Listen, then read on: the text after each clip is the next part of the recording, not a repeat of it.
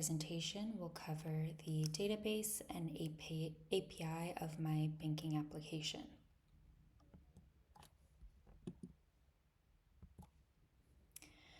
In my banking application, the persistent data includes user and transaction information. For the user data, I am storing their names, emails, passwords, and balances, which are vital for user authentication, balance management, and personalization. Meanwhile, the transaction data, such as the title, amount, type, and the associated user ID, allows me to keep track of all user transactions, enhancing the overall functionality of the application. This persistence means that even if a user logs out and returns later, their data remains intact, ensuring a seamless and consistent user experience. My application is using data abstraction layer, which is like a bridge between the app's logic and the database. I used mongoose models, which are essentially blueprints to define how user and transaction data should look and behave in the MongoDB database. This keeps the application code cleaner and easier to manage. I added a new feature that allows users to view their transaction history. This wasn't part of the original requirements, but I believed it would add valuable functionality.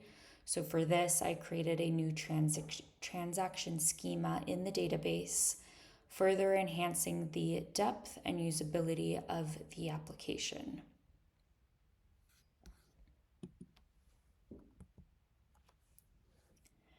Moving on to the API, my app uses a RESTful API, a choice made for its straightforward nature, adaptability, and compatibility with various platforms like web or mobile. To put it simply, RESTful APIs use standard website tactics like HTTP GET, POST, and delete functions to perform basic operations on data. My API is split into user and transaction endpoints. For the user endpoints, which include sign up and login, these endpoints handle the user registration and authentication. When a user signs up or logs in, they get a unique token to authorize other requests.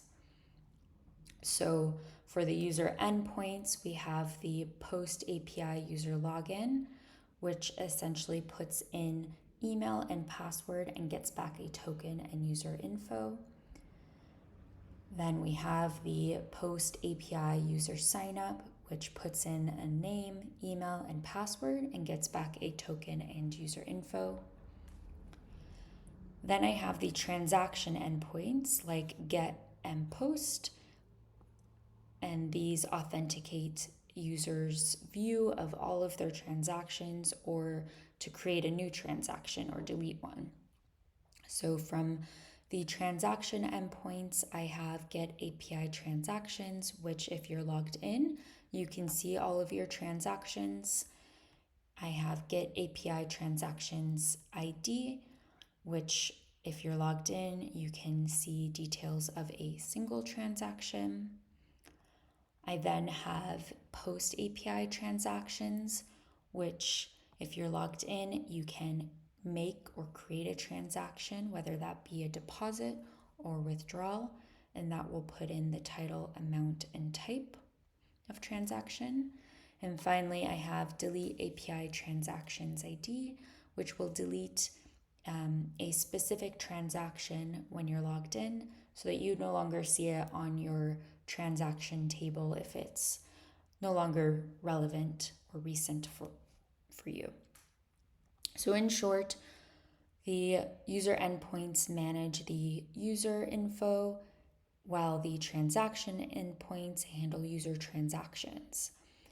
The server uses Express.js and connects to MongoDB for storing this data, and it listens on a certain port, which is set from the Heroku environment for my application, and logs incoming requests.